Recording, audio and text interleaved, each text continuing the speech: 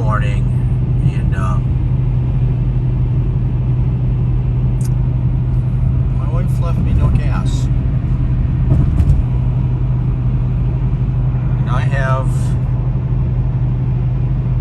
a gas station 7 miles, so I may be walking a little bit today. It showed 5 miles a little while ago. I think gauge is definitely on 0. So this will be interesting to see.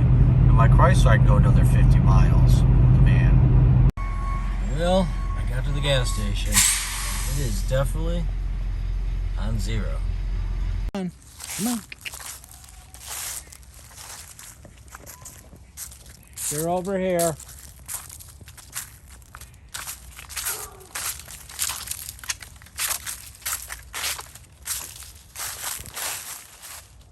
Go on.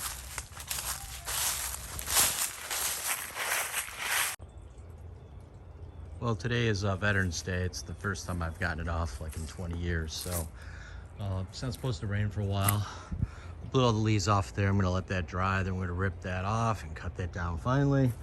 Then gotta deal with some of the leaf problems. I'll probably do this twice this year, but basically I blow all the leaves into the driveway, then I mulch them up, then I blow them back. So it's an annual event. Our village used to pick up leaves. Now they don't because they got caught burning them by the EPA. So yeah, they now people are responsible. So people are either burning them in their backyard, throwing them in a pile, or they're throwing them out, which is actually the worst case scenario. So yeah, so we just set the lawnmower really low and just keep running it over till you get little tiny pieces, and then blow back. So I'm gonna have to blow off the porch. I did that last weekend, but there's more trees.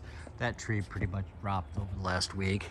I still got some more, but I can't wait for that one to drop. That one sometimes has dropped to like December, but I'd say at least half the leaves, if not more, have dropped. I don't know. Enhance out, enhance in, out. So yeah, that's fun. It's getting hot out here, even though it's only 45 degrees. So just last weekend I was up here cleaning these. There's a whole bunch of debris behind that, which is supposed to keep the water from flowing over, but it seems to just be keeping the leaves in there. So we'll blow all this off. I don't know. I'll probably, I mean, this tree's mostly dropped. I'll probably cut on that this weekend, but yeah, I gotta get rid of these. It's gonna make a mess because I kind of pretty much have to blow them up over there. I'm gonna use the little one. It's such a pain to drag the big one up, but maybe I should use the big one because she's got 165 plus miles per hour. She needs a lot of air. Okay, so it's all ground up, little tiny pieces, about 1/10 the size, and then we'll just blow her back in and they'll provide mulch, and hopefully I don't have to do this one more than once or twice more. We got some big trees that still need to drop. Those red ones are gonna be pretty. So yeah, all in the name of procrastination. I don't want to go up on the deck. So when I woke up this morning and went downstairs to feed the dogs and give them insulin, I noticed this, which is somebody's lunch. So apparently my kid drove off without their lunch today. So I don't know what time they eat lunch these days, some ridiculous time, but it's 10:30. It was 11:30, but I changed the clock to the right time. So we're gonna do a lunch delivery here. It's also part of my procrastination. I have mastered the art of procrastination. The second year was better. So yeah, there's the school. All the student teachers are in there. I gotta get through the high security, drop this off, and then go back home. But I think I spotted some trash, and yeah, we can haul some valuables in the back. So yeah, I stopped to get some shopping for free and got all these treasures. So my wife likes these. She only likes the black ones, but I'll just donate the rest of these to Salvation Army. They can always use hangers. So yeah, so there's at least 3 black ones. I guess this is part of her new life, the new house. She only has black hangers. I don't know. But yeah, I almost regret pulling those out. So yeah, a lifetime of hangers, we'll donate that. This chair, she needs a little love and attention, but she still functionally works. And I got this bucket, and then this other bucket. These buckets are full of cleaning material for cars, Scrubby brushes. I like this one. That one looks fancy. That one looks for upholstery. These are all wet, which is why I left them out. Then a heavy-duty sprayer. Plus, not to forget, this nice little table for a storage device. And I got a shaping thing, which I'll probably get to my sister-in-law. I asked my wife if she wants that. It folds up. Then a golf set, which you know, probably donate, but never know when you need a home intruder kit. And of course the other one. So that was a little fun, a little unexpected. So I'll put some shine on that and plop it up there. Let the kids tell me what they want. I took some of the black ones out. That's really a mess. And then we'll let that dry and fold that up. And yeah, oh, can't forget this. This is a T-Mobile raincoat, but it's actually a fairly nice raincoat. She's made out of materials. I don't know. What is it? Cutler and Buck. But it's got a little rain helmet too in there. So we'll add this to my collection over here of various raincoats that I guess I don't need. So because my porch doesn't get a lot of sun, she gets moss, mold, algae. So I'm gonna use this. I already mixed it up. Last spring I bought this from Harbor Freight. I had two metal ones, but they were such a pain in the ass. They were rusting inside. They would clog the thing. This is a perfect use of a Harbor Freight tool. I use this like twice a year at that, and it'll probably last 10 years. A lot less aggravation. So we're gonna pump that up, plop up on the roof. That's 4 quarts, 4 cups, 4 cups, a quart, about a quart. So it should be plenty. We'll spray on the roof. Guess fall's still happening over here. Yeah, I sprayed all of this. I sprayed a little bit up there. The spray worked really well. And now we just have to figure out how to get off here without killing ourselves. Enhance. So, still got a lot of leaves over here, but this guy is mostly done. Okay, so I marked the 2 that were high and used the planer and flattened those out. They level out over here. They were straight here. It's just in the middle they were out. And then I'm using my straight edge to make sure everything's pretty copacetic. Like this is a little relatively high, but problem is this one's way off. It's about 3/8 of an inch and it's consistent. So I'm gonna cut a piece of wood and plop her in there and take these staples out and just deal with this once and for all. But feeling pretty good about this. So we can get back on track, which is put the perimeter one in because it's gonna get face nailed all the way across here. I'm gonna put a 45 right here. It's gonna overhang a 1/2 inch. Once I get that done, then I can measure my distance and start laying out my wood. So I want the wood to end on these for obvious reasons. And then each one gets a biscuit. So that's gonna be a lot of work because basically everywhere there's a joist to make a biscuit slot and then nail the biscuit in. So I'm going to be doing for the outside in, which will be fun. I guess I'm going to set up some ladders, but once I get this going, she'll be done by December, early December. Then I can start the other project, which is the front of the house porch.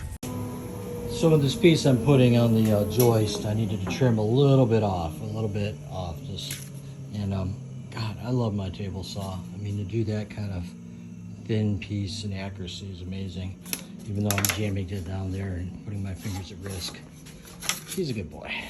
Girl, I don't know, table saw. So when I insert the piece into the aluminum flashing, which you can kind of see down there, it's up about a 1/4 inch. So this is the bottom, and I routed that out. Thought I'd try my new router. This is about as hard of wood as you can get. So, well, she burned a little bit. She did a pretty good job. So I'm gonna put that back in there, and this served as my guide, so that they didn't go beyond there. So this will be good to get this up. Okay, well that piece is mostly done. I obviously shouldn't have routed all the way out, but I did. It's gonna look like that. I gotta cut the rubber back when I'm done, but yeah, just the other side I'll probably, well, I learned from this side, I'll know what to do. Again, if I just left that little piece right there, it would have been fine. Just right that piece right there. I'll probably put in a little piece of wood or something, but unfortunately it looks like it's gonna rain.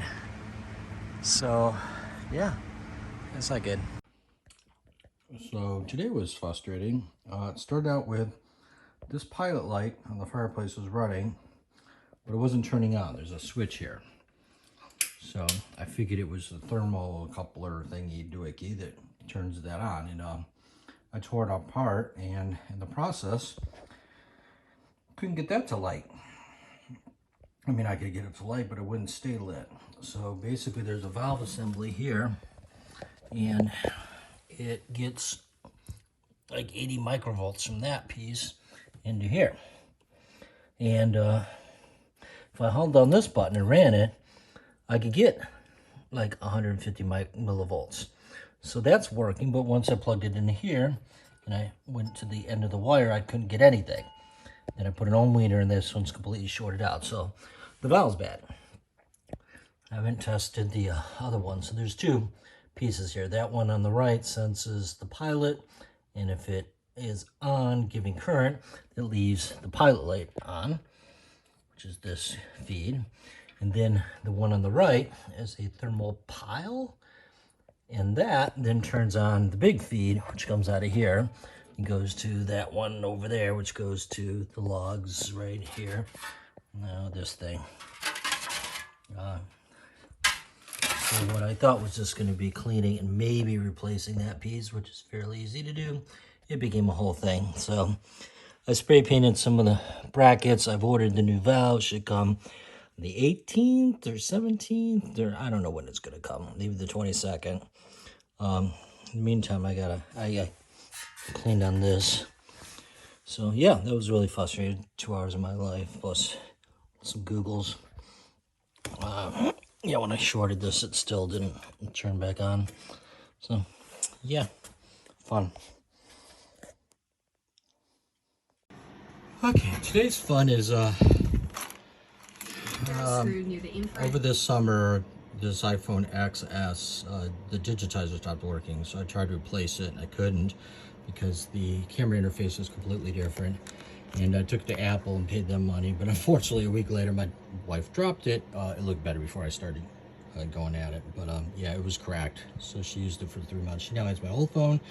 This is Rob Logan's wife's phone. So this will be Sophie's phone. So I've taken this apart. So basically there's two tiny screws at the end down here that have to come out. Then you have to heat it up with a hair dryer because there's glue sticky all the way around. So maybe if I show this in the repair kit, which is a pretty nice kit, it comes with the glue. Get out there. Glue all the way around. So we'll be plopping that in there. And that. So right now I got to clean the old glue out. Enhance. So there's some of the old glue. You can see it's like no glue and then glue. So I got to clean that out. Then I got to, I think, transfer over some of this stuff here, the camera stuff, Face ID. Well, that's got to get transferred. And then this is the new screen, which, I don't know what that is. Looks like a protector. Too late now. Too late now. I hope this is it. Yeah, so I got to transfer that stuff over to here. And the problem I had with the old one is, didn't fit. Okay, so this has the screws. Specifically, I'm looking at here and here and there. So Apple replaced this because my unit didn't have anything like this. So I'm grateful that this is working. I paid like $60 for this. So this is a good phone, except for that little problem there. I guess it's the battery. So yeah. So we got to scrape the glue, swap the camera over, put it all back together. Little tiny screws. I'm not kidding you. They're little tiny screws. Here's a finger and little screws. So yeah. Should wear my glasses for this. Flex cable. If needed, use the point of the spudger to finish separating the microphone from its notch on the front panel. Grab a pick Pretty and strong slide it under the adhesive. flex cable and proximity flood illuminator. Work the pick I'm left using to a right screwdriver, Gently and pushing and wiggle pulling at lift the to same separate time. the- This is strangely satisfying.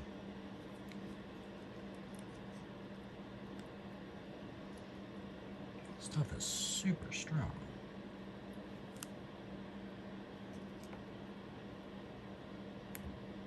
Okay, so I got the camera and crap out, and it's all put in, except I gotta put that very last screw in right there, and that's the screw right there, which I keep dropping, and I even fell on the floor once, which was difficult to find.